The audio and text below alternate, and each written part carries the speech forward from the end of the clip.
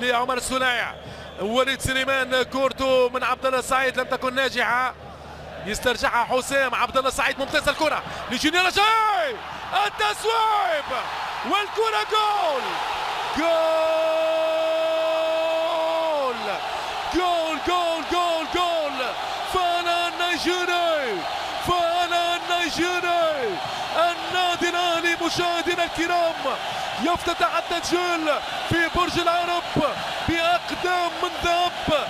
نار نار نار، زلزال في مدرجات برج العرب. هذه هي الكرة، جونيور جاي في التصويب والمتابعة من مؤمن زكريا اللي يكسب المعركة ويضع الكرة في شباك زهير العروبي. الاهلي المتحدي، نار نار نار يا حبيبي نار.